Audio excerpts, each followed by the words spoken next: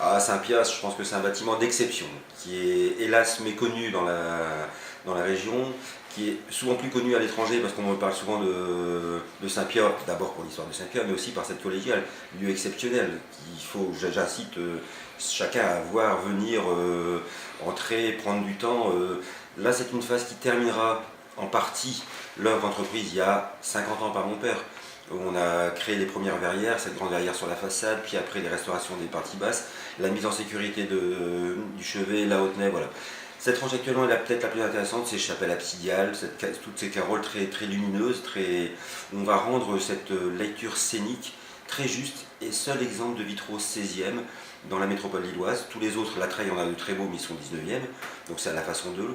Ceux-là sont vraiment des verres d'exception, une peinture de toute beauté, d'une finesse, d'une élégance, d'une pureté, où on est sorti de la belle image biblique trop imagée pour garder la conception purement graphique et plastique du vitrail. Mettons la Bible en image, n'y mettons que l'image pour emmener vers cette élévation de la lumière, cette spiritualité du lieu et communion.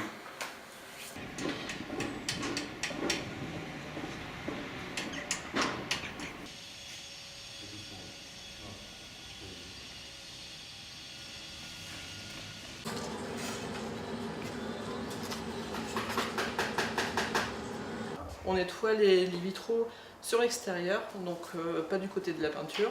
Enfin, on va les nettoyer un petit peu côté peinture, mais vraiment très léger, mais surtout l'extérieur, parce qu'il y a des signes de pollution, donc les vitraux s'abîment et les verres deviennent de plus en plus noirs en fait.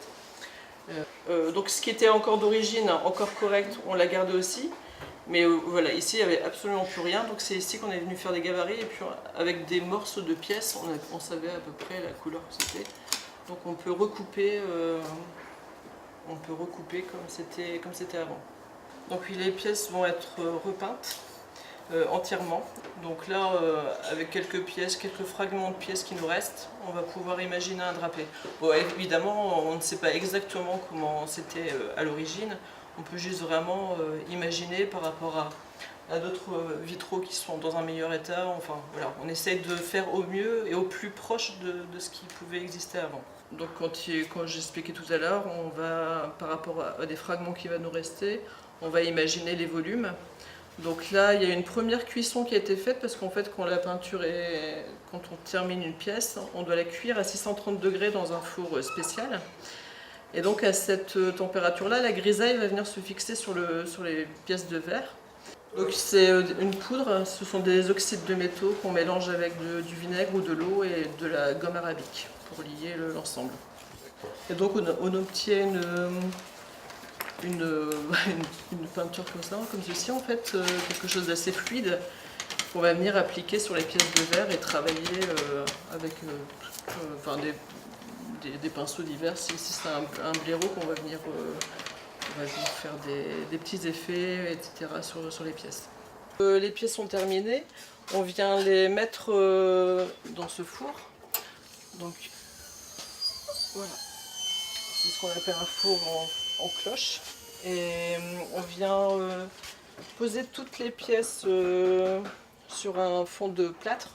Le four chauffe à 630 degrés et à cette température-là, en fait, la grisaille vient se fixer sur le verre. Il faut vraiment laisser redescendre plusieurs heures pour pas justement qu'il y ait de tension et que ça fasse que les pièces cassent. Donc on laisse vraiment redescendre très lentement.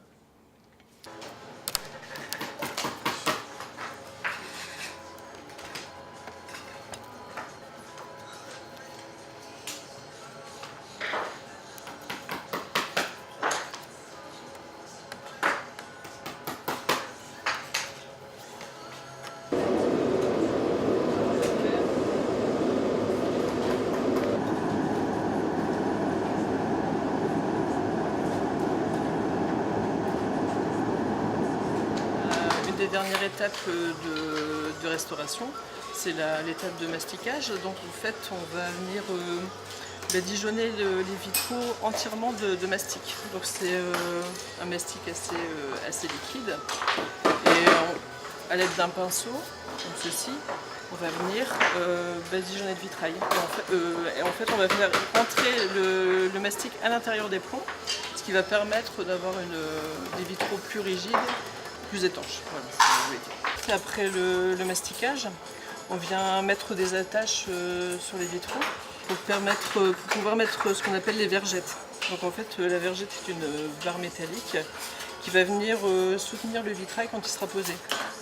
On met une attache, ce qu'on appelle une attache, et on va venir faire... Hop, voilà. Ce vitrail a été restauré en partie et remis en plan entièrement à l'intérieur. Donc c'est ce qu'on va faire normalement avec toutes les scènes. Il y aura une remise en plomb, comme ça permet de pouvoir faire ce qu'on appelle la technique en Tiffany, avec tout ce qui est cassé, donc on a une restauration très fine comme ceci. Et donc ici il y a quelques pièces qui ont été repeintes entièrement, celle-ci, celle-là aussi et celle-ci aussi. Donc celles-ci, elles ont été refaites complètement dans le style du vitrail. Donc il faut vraiment que les pièces neuves ne se voient, soient à peine en fait. Il faut vraiment que logiquement, ça ne devrait même pas se voir du tout. Donc il faut déjà trouver le bon verre de base.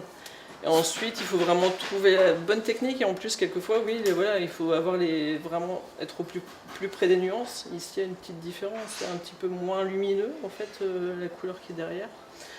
Mais voilà, on essaie vraiment de s'approcher au maximum de ce qui était d'origine.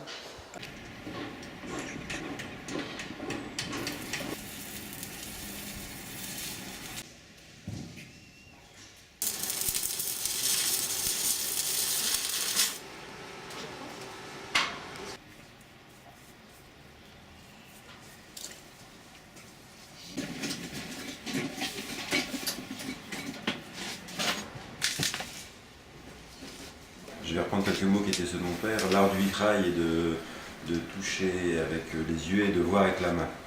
Voilà. Donc le maître verrier met les lieux en lumière, l'architecte les construit, les vides mettent le lieu en lumière. Ces vides nous sont confiés pour créer ces ombres colorées, celles qui dans le temps ont porté les espaces, l'histoire, et souvent dans cette dimension très subtile, cette dimension un peu métaphysique de la lumière, allons porter la lumière de lieu en lieu, de beffroi en cathédrale, tels les passeurs de lumière à l'époque médiévale.